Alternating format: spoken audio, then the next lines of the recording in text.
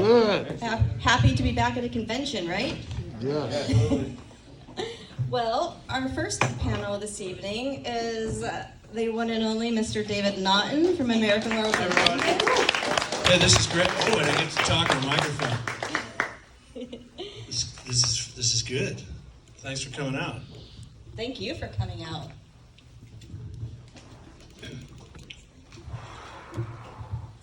So this is, I'm just, my mind's racing with microphone and a thing. It reminds me of having to sing Making It back in 1979. With, before they had wireless mics. So you had to don't trip on the wire. Okay, never mind. No, continue with Making It. So do you want to ask me questions, or do you just want me to we can do start by when I was 10? Well, David, I want to ask you first. You have some questions, Summer. I do have questions. Summer gave me a little shout out at the Okay. on Facebook. I don't know if any of you saw it, but I didn't realize we'd be talking on stage, but here we are. Yeah, here we are. So, obviously, everyone knows American Werewolf in London, right? Yeah. Is there anybody that hasn't seen the film? Anybody not seen it on a big screen? Oh, Yeah, that's... me. Yeah, that was sort of the way to have seen it. And over the years, I've done a few shows where we actually would have a screening in a large, venue, so that you can actually see it on a big screen. Even with, especially with a Blu-ray on a big screen, it's pretty effective. Oh, I bet. And you also trained in London, right? Yes. How was that? Shall we talk about that? Yeah. I would love to hear about that. When I was in college, I went to the University of Pennsylvania. I was a BA in English literature and knew I was going to be an actor. There was no drama major at Penn. So I applied to drama schools in London and did this audition in New York for a school called LAMDA, the London Academy of Music and Dramatic Art, which was sort of a misnomer because there's no music. There wasn't any music involved. But it was a professional theater training program that was offered to kids, internationally, but generally the age was after high school, which was most of the English kids that I was involved in. Anyway, I did this audition in New York, prepared 2 pieces, which is the standard thing that actors do, where you do monologues from a play, up tempo or up, a comedic piece and a dramatic piece, and it went okay to where this English guy, this gentleman who was the what they call the principal of the school, offered me the opportunity to come in their 3-year program, which was not what I really had anticipated. I was getting out of college, I was a senior in college, and going, wait a minute, 3 years, I'm not going to do 3 years of a postgraduate kind of idea. I just want to get some training. So in any case, I went over to London with, literally never been, I'd been to, Toronto. I think that was about as far as internationally that I'd traveled. And went over on a Freddie Laker. Freddie Laker was one of the first charter airlines out of New York. New York, London, $99. Wow. And one of the things was, it was a no frills, bring your own food, bring your own booze. People were smoking. I mean, you just be on this charter flight going to Gatwick Airport, not Heathrow, for $99. It was a $198 round trip. I remember having a return flight just in case things didn't work out. But I got to London, didn't really know where I was going to live. London, the whole apartment scene, or as they call it, flats, are very difficult to find. But, I was thinking, it was in my 20s, I knew I wanted to be an actor. My brother James Naughton was also a successful actor at this point in his life. He's a few years older than I am. And, he was in New York, and I knew that was going to be sort of my destiny, was go get some training, head to Broadway, be an actor on stage. And that was my sort of goal, was to do theater. And little did I know I was destined to become a Pepper, and what that was going to be like. And so I went to London, to LAMDA, and really one of the things about it was being a student. I got this NUS card, which was this card called the National Union of Students, and this card was like a discount card for everything, travel all over Europe if you wanted to, if you had the time. Things were discounted. And theater tickets, discounted. Everything was discounted because we were broke. There were a number of us Americans that had gone over there to study, and it was cheap. relatively cheap as far as the tuition goes, and then trying to find an apartment. I remember answering an ad. They did rent sharing, which I never even heard of. You don't just get an apartment; you get a room in an apartment, where you with total strangers. And the very first apartment I had was this really, dive 5-flight walk up with an English guy and a Scottish guy and an Irish guy and me, and I could not understand the Scottish guy at all. We'd be sitting there talking to him, and you're going, "You're speaking English?" And I was so, it was just such a wide, eye-opening experience to be an American studying acting in London at this school. And one of the cool things about it was the theater was accessible to us. So everything in the West End I got to see cheaply, or we'd sneak in, or then by the second year we were getting jobs as ushers in the theater. One of my roommates was an usher at the National Theater, so we'd sneak in and see everything that was in repertory at the National Theater. I was working at the Royal Court Theater, which was a kind of an avant-garde, new plays, new things that were coming, and got to watch actors act, and also got to meet them in the pub afterwards, and get to talk to actors, being actors, making a living as an actor, which was what our dream was as students. So it was really eye-opening. Got to see Laurence Olivier on stage, John Gielgud, Paul Scofield, Alec Guinness. They were all in the West End at different times for different shows, and we got to see them.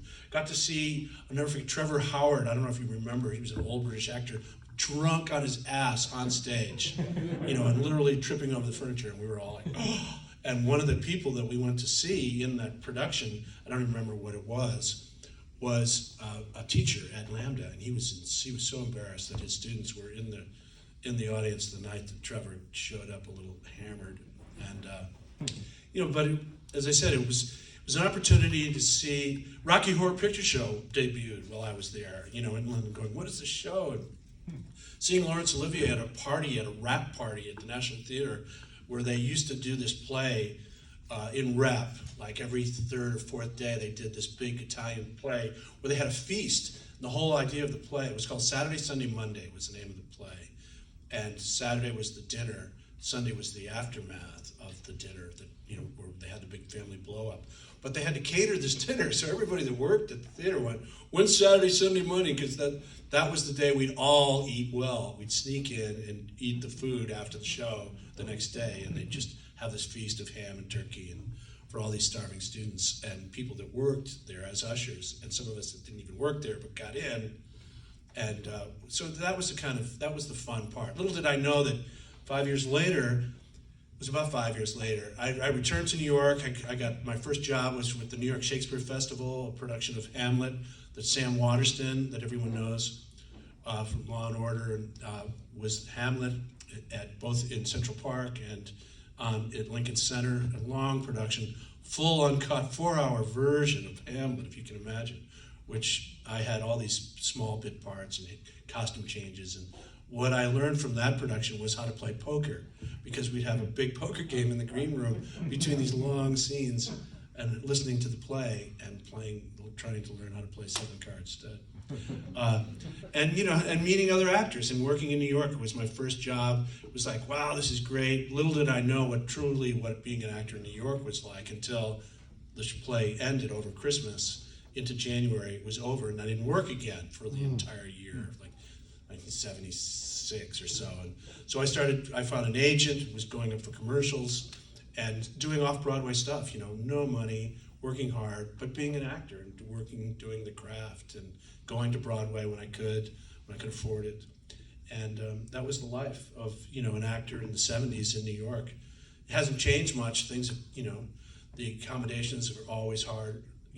I think about the apartments, and the rents certainly have changed. My rent, I had a rental, $400 a month, $400, where you think about what people and young actors now that are starting out, both here in Chicago, I'm sure, as well as New York and in LA, rents are, you don't live alone, you have to get a bunch of roommates and do that.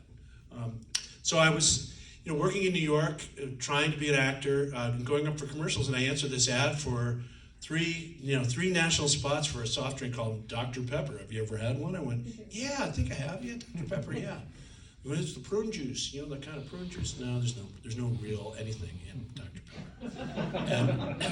And I went up for these commercials, which were musical spots, and there was choreography involved. And I was not a dancer.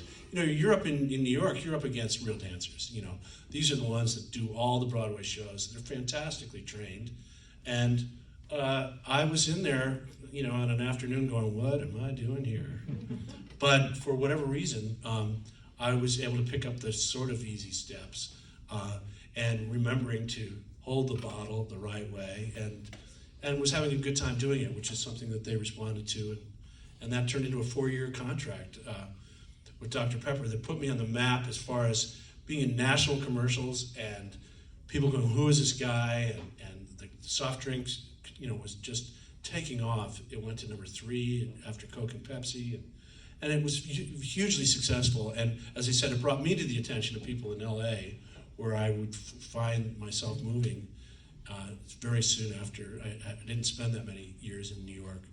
And went to LA to do a series called Making It, which didn't, but I was able to, you know, talk my way into the recording studio to try singing the title song for the show. It was based on Saturday Night Fever. It was a disco-themed idea, you know, growing up in New Jersey and going to the disco. And the song I recorded over the course of a Thanksgiving weekend in a studio with these guys whom I didn't know very well, but they were certainly up and coming. They had just recorded Peaches and Herb, Shake Your Groove Thing, Reunited, I Will Survive. These were hit songs that they had, and here I was, you know, in there going, I'm a pepper. I sang that jingle, and they went, well, let's see how you do with this. They had the 4 Seasons were going to sing the Making It theme song, and they had these scratch tracks that I had listened to. So I got a chance to try to record it, and they liked it and released it. And boom, it took off, went to number 5 in the top 40, and I found myself going on American Bandstand, and rocking New Year's Eve, and meanwhile going, but I went to Lambda, you know, I studied Shakespeare, and you know, but I'm a pepper, what is that about? And it was really through those commercials, in terms of the exposure to those, that I was brought to the attention of John Landis, who was now very successful with his own office on Universal Lot, who, you know, had done Animal House.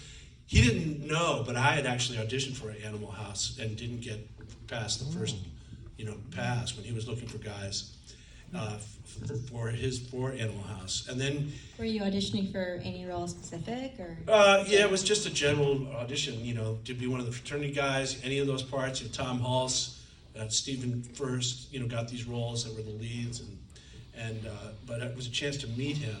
But it didn't go, you know, particularly well, or you know, very, you know, I wasn't too excited about it because I didn't hear anything after that. You see it when the movie's coming out, going, oh, I didn't get that one, yeah. And of course, shooting the Blues Brothers here and other places that were hugely successful. So he had this script that he had written when he was 21, and I'm sure many people have heard the story.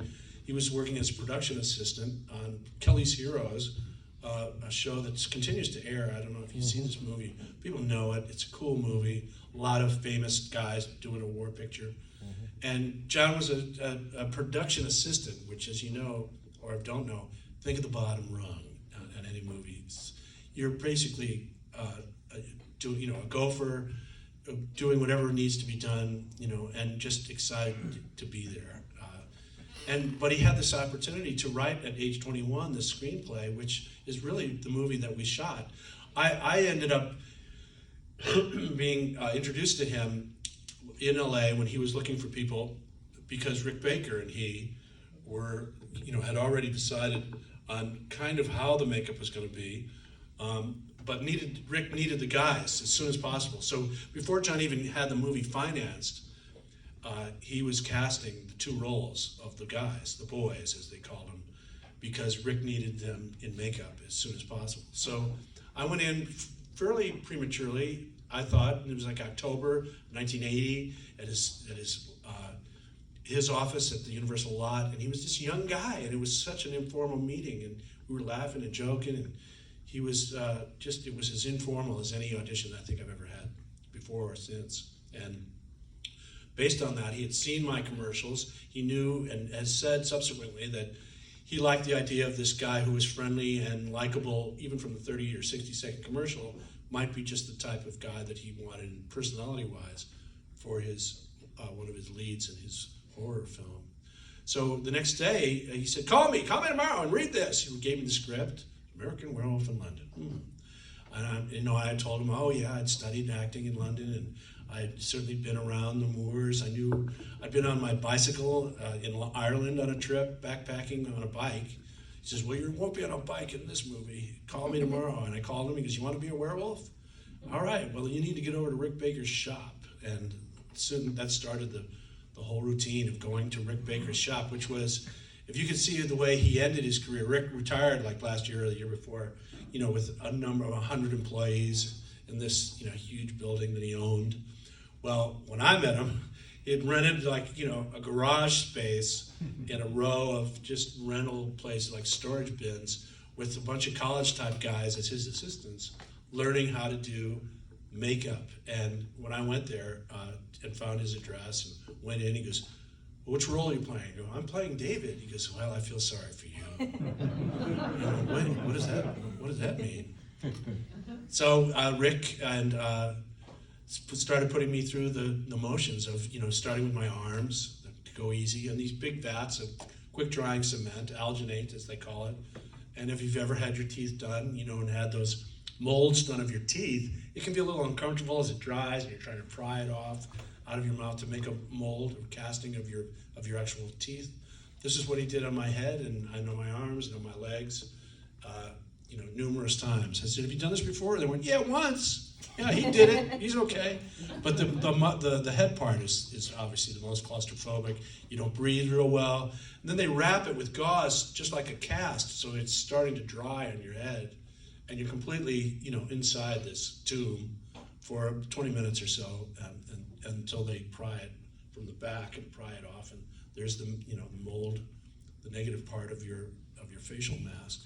So this was all done a couple of months before we actually went over to England, where they had all set up with pre-production being done over there, and we shot obviously the entire movie in 10 weeks there in London using the Twickenham studios. Superman was being shot there with a real budget, and this little werewolf movie was being done that John had financed through a company, where the way he described it was he didn't even have the money until after he delivered the film. But that also gives you total control. No one's going to be telling you how it's going to look or what. So he was cutting as he went along, editing the movie as he went along, casting as he did by going to theater and having people come. We barely got work permits, Rick and John and I and Griffin, done, even getting work permits to shoot the movie there, even though it was going to create all these jobs and an opportunity to shoot in London. It was at British Equity, it was very difficult so they had to have auditions for the two roles. Little did they know that all the molds were already being made months before of our heads and faces. But sure, just to get us into the country, we had to hold auditions for our parts. And no one was cast. No one beat us out of those roles. So we started the film. We started filming in February of 1981, 40 years this year it'll be released. And what's crazy is that the very first day of shooting was the porn scene stuff.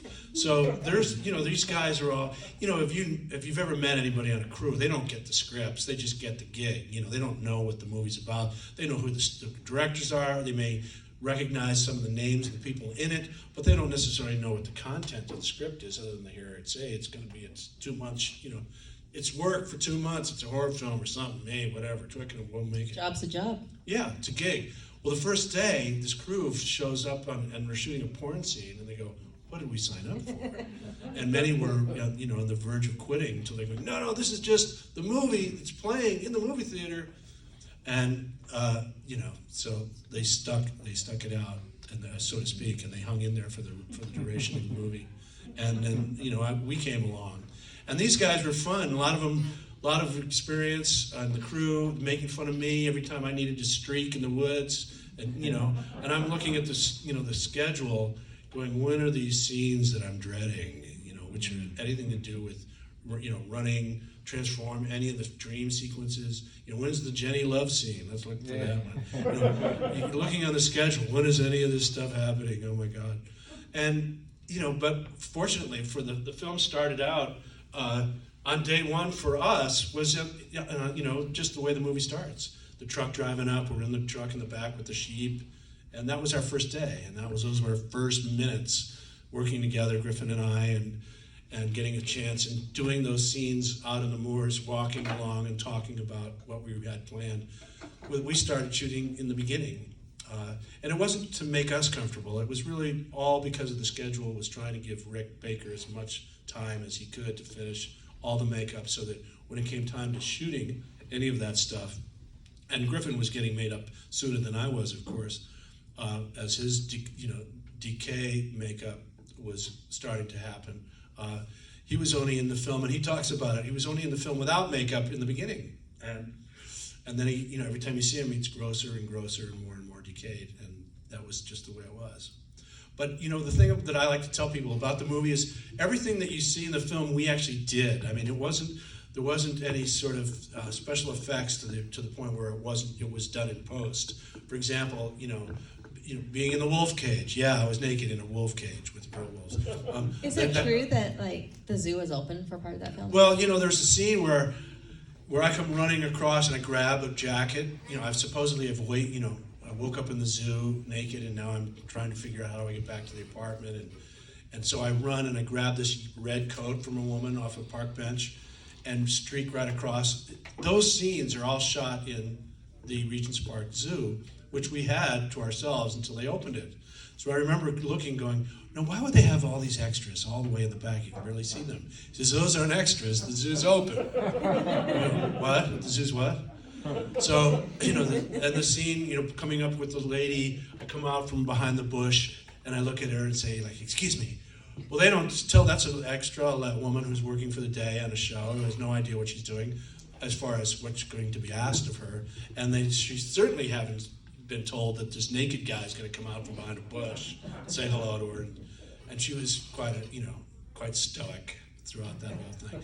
And that's the way we shot, The accident in Piccadilly Circus was one of those scenes that, the crash happens in the course of one, morning of daybreak, stealing the scene because they didn't have permission to shoot in Piccadilly Circus. Just shut it down because it was such a important artery for London to work and drive around. So we just literally stole that scene. And then they go back and had a set where they had built for those inserts, all those little close-ups that you see to build the scene to make it even longer. But it was one of those things that I couldn't believe was going to happen, because after they shot this scene and all these cars crash, you hear cut, and then they just drive off. And they were all just stunt guys, and they just all disappeared, and Piccadilly was never really closed, any part of that little moment in time. And so, there was all that stuff we continued to do. As I said, if you see it in the film, we shot it. It wasn't some sort of, smoke and mirrors. And it was really a very fast 10 weeks, and the movie, we were finished in March. They were cutting the film. I was doing some post back in LA, any sort of post-production stuff. I had to do a lot of growling one day. Come on in, we're gonna try some 3D growling audio effects. And the movie came out in August 8th, August 21st. So from February to August, 6 months is really a quick turnaround from start to finish. And it was released, as I said, in August of 1981. And I brought my parents to the opening in New York's Times Square, like the Lowe's tonight opening with the things going. And my parents were going, now, is there anything you want to tell us about this? I go, no, there's nothing I can really tell you about it, other than just what you're about to see is true. And they freaked out. I'll never forget how freaked out my parents were. And we're asked, and Roger Ebert was in the audience and wanted to interview my dad afterwards. My dad was catatonic. There's nothing to say. I was intervening. They have nothing to say. Don't ask them anything. And that was it. And the movie wasn't particularly. It was sort of mixed reviews, in the sense that critics didn't know how to review this film. It was supposed to be, as John Landis definitely wanted it to be his horror film, and he made sure that the marketing campaign was, from the director of Animal House, a different kind of animal. Meaning, this is a horror film, folks. This is not a comedy. Don't come in here yucking it up, thinking, even though there is a ton of comedy, and we do get along. You know, our little relationship, Griffin Dunn's and mine, was funny and off the cuff, and not a lot of improv either, by the way. All that was written by John. But the fact is, it's on a lighter tone, and yet it really gets pretty gruesome. And you know, John's favorite thing to yell was "more blood!" You know, as we went throughout the course of the film, with all the different characters that ended up being murdered. Yeah, I mean, I think the key to a good horror film is partly comedy, because if it's all intensity all the time, you're going to go insane. Well, yeah, watching it. And it wasn't, you know, like, we weren't setting it up. It wasn't a spoof, you know, where people try to, you know, cross that line, making it unbelievable. It was supposed to be very difficult to watch. And, you know, Rick's was, we didn't really know what Rick was going to be like, other than as we got into his makeup, it was painstakingly slow, and he was a perfectionist. One of the first nights that we were out on the moors and Griffin gets attacked and killed, and I'm running away from the scene and turn around and come back and see Jack. Well, when Griffin gets attacked, you know, there's that moment where I go, "Hey, will you help me up?" And then the wolf attacks him. How they were going to stage that was Rick was really nervous because he only had two heads, and they were only made like, you know, like puppet, not, you know, hand operated.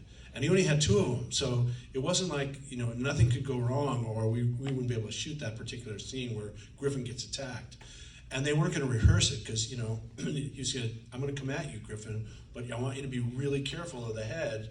And these teeth, which are plastic, but they're hard, I won't be biting you with them," according to Rick. But just be sure, this is all paint. This is foam on the muzzle of the wolf. All this hair has been just, you know, stranded on and sprayed. It's a very delicate little prop, basically, and be careful with it. Okay, sure. Take one. Boom! Rick attacks Griffin, who goes ape shit and practically rips the mask or the wolf head off Rick's arm, and Rick's literally wrestling with it and pissed off that Griffin's killing. You know, he's completely mauling his. So they cut. They went, "Let's do take two." Well, Rick is beside himself, going, "My poor, you know, I've worked 3 months on this head." Fixes it up, and on take two, he went after Griffin as he tells the story. Says, "Well, this is called payback," and that's what you see in the movie if you watch it. Griffin's really getting beat up by this puppet head that Rick is throwing in these right crosses, trying to say, "You're not going to mess with my puppet head." And then, you know, there's scenes when I'm in the floor, in the room after the transformation, and now it's the elongated part. That's taking forever, and I had no idea, believe me, even from sitting in the makeup chair, 10 hours a day, 5 days for that transformation scene. We shot the entire movie, wrapped everybody, and just had the transformation to shoot at the end. And that was sort of like, finally we're going to get this piece of, you know, this was the biggest question mark, really. This was going to be the payoff of the movie, or I've already shot everything there is to shoot, but I still have this one big hurdle to get over, which was this transformation. And it was as, you know, claustrophobic as anything I've ever experienced. And long periods of time in the floor, can't get out, you know, people are walking. It takes time between, you know, shots, and people are always milling around. And you know, then they start messing with you under the floor, you know, going, "Hey, it's awesome. I'll come out of this thing, you know, I'll rip this thing off, cut it out, come on," you know. So there was times for fun and levity, and the crew would always be giving us lots of jokes, particularly in any of the scenes that were outside, naked running scenes. It's a bit cold out, isn't it, Dave? It's very cold out. And so, but overall, we really had a lot of fun making the film. We had no idea what kind of reaction we were going to have, what was going to be, you know. Well, in 40 years, he'll be in Chicago on stage talking about making this film. But it did well for, you know, we all did well by it. I mean, Rick Baker certainly was acknowledged by the Motion Picture Academy. He won the first Academy Award for his makeup. And, you know, the first of 7. He's won 7 Oscars. And this was his first. And the one that he talks about, that people talk to him most about, even though he has all those other wonderful films, that where he did effects and creatures. People seem to want to talk to him about American Werewolf, and John says the same thing. People talk to him about it because and what I've found over the years is that people wanted to go into film or wanted to become makeup artists or special effects artists or props. So many people started their careers based on this film. This was one of the first horror films they'd ever seen, and what impact that had, not only in terms of scaring them, but also wanting them to pursue a career. So there you have it. Should we try any questions, or Yeah, what do you does think, Sarah? anybody out Any there have comments? a question? Anybody have any comments or questions? Yeah. Mm-hmm. Yeah, so I find that werewolf films are amongst the hardest to get right, at least as a fan. But in '81, and correct me if I'm wrong, but you had American Werewolf in London, Wolfen, and The Howling all come out in '81. And a lot of people consider that amongst the top five, 3 of the top 5 werewolf films ever. Do you think there was a reason for that, or was it just kind of a trend that they got right at the same time? Well, I think there was the collaboration of artists, makeup artists. Rob Bottin and Rick were working on the Wolfen or the Howling, before, because John hadn't gotten the financing together for Werewolf.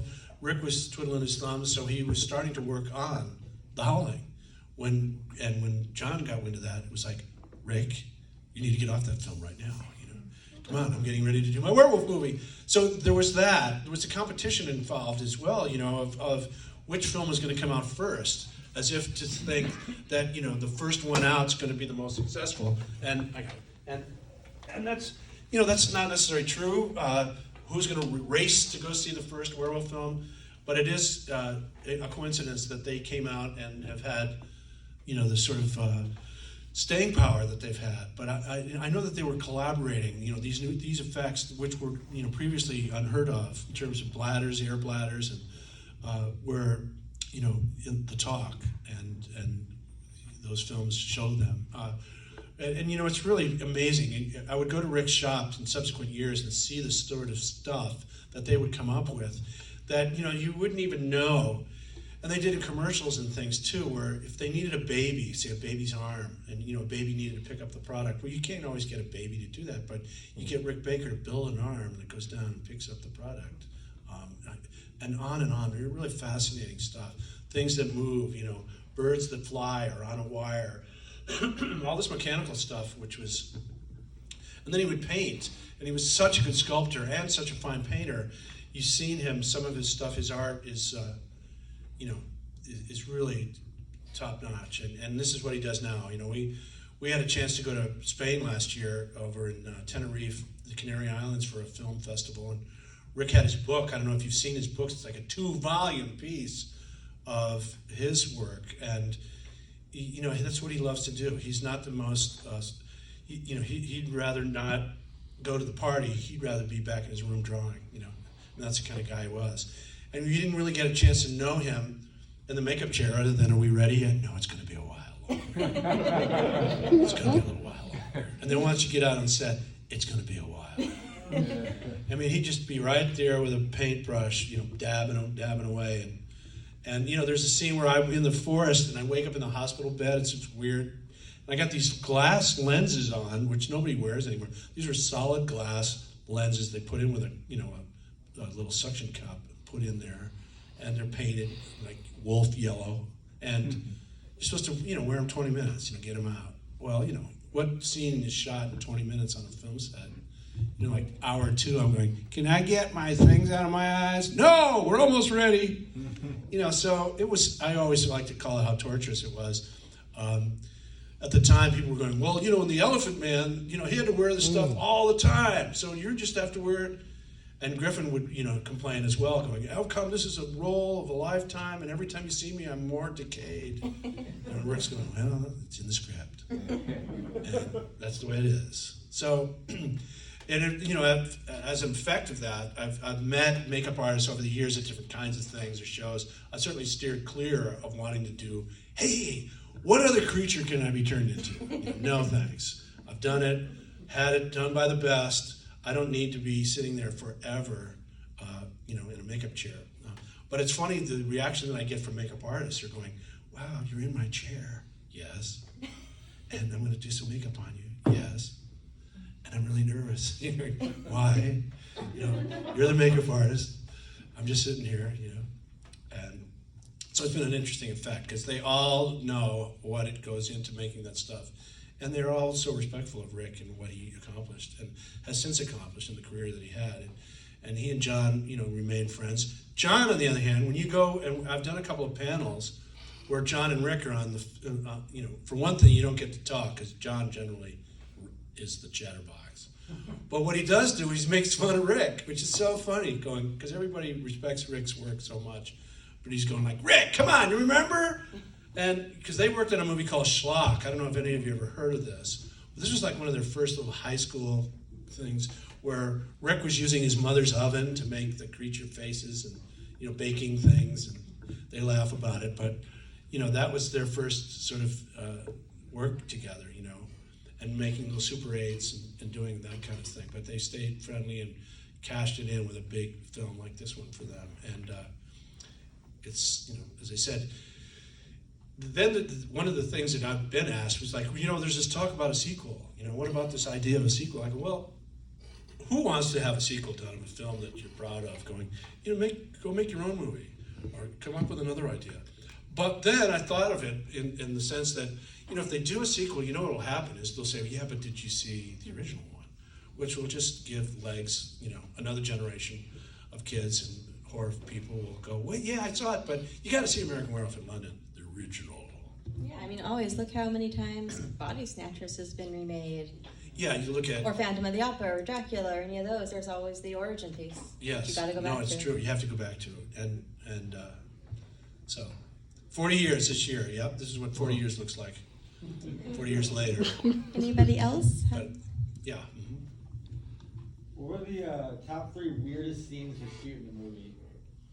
In that movie or any movie? In American Werewolf in London. What were the weirdest scenes to shoot? The 3 weirdest scenes to shoot. Well, the wolf scene, clearly the wolves was a challenge because we were in the zoo. It was towards the end of the day. We were losing light, which I was going, please get dark. We won't be able to shoot this. And, their wolves aren't necessarily tame. Any wolves, even in captivity, they're not exactly trainable. So we had these 3 wolves, one of whom was supposedly in heat, that I was told. But we're going like, hey, this is not good. This isn't the way I thought it was going to be. And they go, what's the story on the wolves? They went, well, they've been fed. Okay. So they've been fed, great. No fast movement, no loud noises. Somebody get them a script. I'm not going to be tiptoeing out of here. I wake up, see them. And so on action, we didn't really know. We sort of had them over there, and we were going to see if they stayed where they were, sort of positioned with their trainers, who were girls, young girls as trainers, and going, thanks for that, guys. And I wake up and I see them. Well, as I start to move, they start coming over to me. I'm going, don't come over here. And I'm also supposed to get out of the cage, which I hadn't rehearsed, and it was a set. And I just tried to find my way out, and the thing starts to come apart. If you watch it, you see it start to come up. I went, I'm about to fall on my back, right into the wolves. This is going to be not good. But I got out with one take. That was it. Thank you. I'm not going back in there. Well, we got it, we think. Well, I hope you did. Hope you got it. That's one. Any of the car stuff is always fun, because as you said, when you're shooting in the city, you don't have control of everything that could happen, or something ruin your take in the background that happens. So just riding around in the cab, working with Jenny was really a fun thing. Jenny Agutter. It's so funny. I should just tell you, when I was a student, acting student, we went to the National Theater, and there was a play called Equus, which I don't know if anybody's ever seen it. It was a terrific play about a boy who blinds horses. And the play is Equus. And there's the men, there are actors who are sort of dressed with these hooves, who play the horses, and they're blinded by this actor. And he has a scene where he meets the girl in the barn, and they have this sort of sex scene in the course of this play. And when I saw the play at the National Theatre in London, they had, the set was such that in the back, the upstage part, they had rows of what looked like a jury, and audience members could sit on stage if you didn't have a program. And we used to wait to see when we could get those tickets for those seats. So you're backstage, you're behind the curtain goes up at the National Theatre, you're on stage sitting there as an audience member. It's pretty cool. And so, but we're right there like ringside for this play. And in the course of the scene, they have this love scene where they're naked on stage. Turns out it was Jenny Hageter. And when I found out that it was Jenny who I had seen as a student, and we were now doing these other scenes, as the nurse, I was like a fanboy. It was so embarrassing. But she was a real trooper. She was, very professional. And, the only girl on the show, and Rick. And you got to be thick-skinned around John Landis because he's the kind of director who makes fun, likes practical jokes. I mean, does everything that an actor, if you're insecure, you're not going to do well with the John Landis experience because he has fun at your expense. And I was certainly game for that, particularly in all the different scenes that I was in Werewolf, where there was plenty of opportunity to make fun of everything. But overall, as I said, it was unexpected, the success of the film. The reviews were mixed, but it tended to grow as it was acknowledged as this particularly cool transformation scene. And as films go, then CGI started to come involved, and when that came in, it kind of pointed to those films, not to make them obsolete, but really to sort of show how those films really worked with just using practical makeup, and then how CGI needed to be rethought and used, I think, very carefully, because you've seen films that have been just like, yeah, we spent our whole budget on the CGI, which was post-production, which we sent, by the way, and nobody realizes the people that do the CGI have nothing to do with the film. They're not the director, they're not inspired by the writers or directors. They're just artists, usually over in the Far East, where it's cheap initially, and doing their CGI, and just told what to do, and the control aspect of it was, I think, hard to keep a hand on, and that's why so many of it. Look at some of the films that you've seen where I remember the Hulk. I saw the Hulk with the CGI, and it's like it's this bouncing little frog creature. You're going, what happened? And that's what happened in so many CGI, so that they finally got it. I don't know if they got it right, but at least they became aware that you could overuse it in a way that was not particularly, beneficial to the film. And, as I said, practical makeup is being brought back in many ways, too, or a mix of both. So, and Rick, I think he got tired of, he retired. We went, how would you retire? You're at the top of your game. You still are up on all the digital things. You can still do all the scrolling and things on a screen. He says, I was tired of people coming to tell me how to do it. Can you imagine? You going in and tell the artist this is how it's supposed to look. And that's when he said, I'm out of here. So I haven't said it yet. Maybe I'm out of there and I don't even know it yet. They said, stay out. You don't know when you retire as an actor. You kind of go, as long as you can still learn lines, it's always been the sort of the bar. When actors can't learn stuff anymore, it's kind of like done. And I remember I had the chance and opportunity. You mentioned Invasion of the Body Snatchers. I worked with Kevin McCarthy on a little movie, and he couldn't have been more fun. And he was about 85, 88. He lived into his 90s. He worked right to the end. John Woodbine, who plays the doctor in American Werewolf, I saw him in a movie like 2 years ago. He's 90-something years old. I go, that's John Woodbine. I know it is. So, there's nobody tells you you're done until you say you're done, really. And that's in any career, So don't go don't be forced out until you decide. Not until you're ready. Not until you're ready. That's it. All right, we got about 5 to 10 more minutes. Is there anything? Yeah. Like you said, David, it's been 40 years now. Was there, obviously it's an iconic movie now, but started, like you said, with mixed reviews and that. Is there a point in time that you remember where something happened or whatnot that kind of made you realize that, hey, this is, like you said, growing, or this has become bigger than I thought it would be? like down the road, was there something that happened that kind of pointed that out Not to you? necessarily a specific thing, just that, appreciation. And then, the shows, the cons that have sort of developed over the years, they started out, I remember the very first things that I recall were Trek conventions, Star Trek things, and if you weren't into Trekkies, then there wasn't, these sorts of conventions that I was aware of.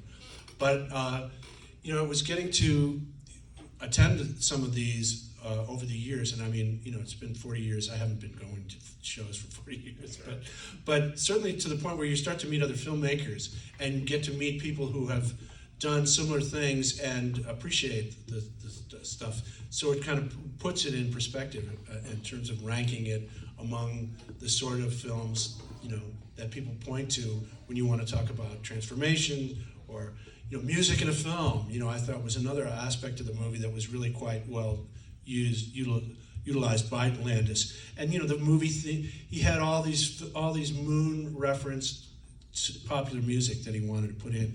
One that he didn't get was Cat Stevens' Moon Shadow. He had approached, and Cat Stevens said, "Oh no, you can't use my movie for a werewolf film." I went, okay, but Blue Moon and Bad Moon Rising, and and then I got a chance. I was waiting to meet or see Van Morrison in concert, which living out in Palm Springs is where I did it. He came to Palm Springs and performed, and he did Moondance in this sort of up-tempo evening where he didn't even sing one note, didn't sing one word of any song for the entire night. I'm going, Van Morrison, what happened to you?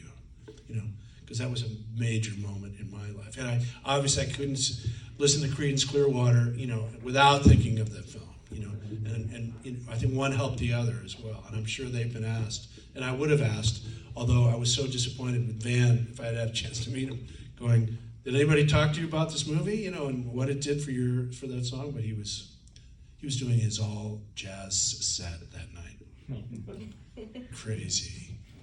So if there are any Van Morrison fans out there, sorry. Maybe I'll give him another chance somewhere, sometime. Okay, well, come on by the table if you feel so inclined. You can see some pictures of yesteryear. But I appreciate you coming out. Thanks so much. We appreciate you coming out. Thank you so much.